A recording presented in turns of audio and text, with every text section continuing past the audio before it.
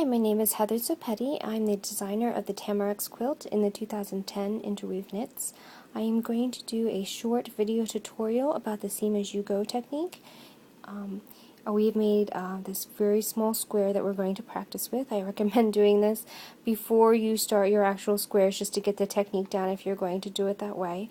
As you can see on our square, it has these cast on loopy edge, and that's the way it is written in the pattern. We do a knitted cast on, and our first row is actually knitted on the wrong side, which gives us these little gaps, this kind of loopiness on the bottom.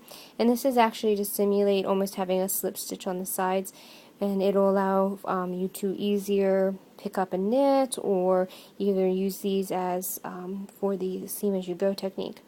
On the sides, every row has a slip stitch to begin it. It gives you these nice clean edges, but it also, like I said, works as what we call the held stitch in the seam as you go technique. Now, in this video, we're going to join this green square onto this finished white square.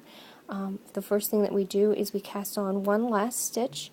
I use the knitted cast on, and so the first step is to insert the needle into the finished square, the lower right hand corner from front to back, and we are going to purl this stitch.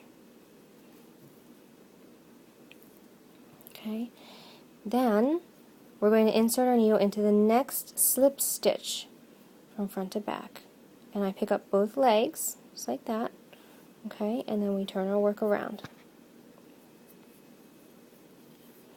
Now on the back, the first thing we do is we're going to slip the first stitch to the right needle, and it's all loose and wonky, so we're really going to pull tight on this to tighten things up. And what's going to happen is that this is going to kind of turn around, and that's good, and you'll feel the yarn tighten in these first few stitches, and that's also good. We really want to make sure we pull tight so that the seam is secure and not loose, because what will happen is you'll see the other color peek out if it's not tight enough, so you really want to pull tight. And then we just knit across the row. At the beginning of every row we do a slip stitch, and I do this by slipping one stitch purlwise with the yarn in front, move the yarn to the back, and you're ready to go. Just knit across, and we're going to stop one stitch short. So we have left with one stitch and our held stitch, and we are going to purl these together.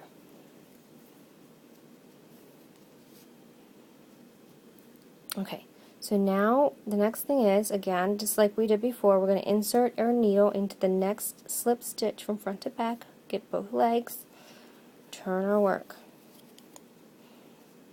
Slip the first stitch, pull really tight, and knit across.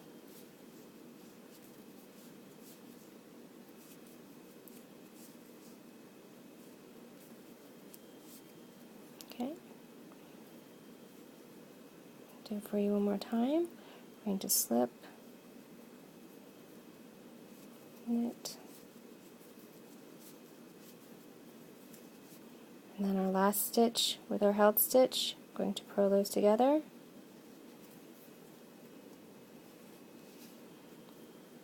Okay, insert into the next slip stitch, both legs, turn, slip, pull tight,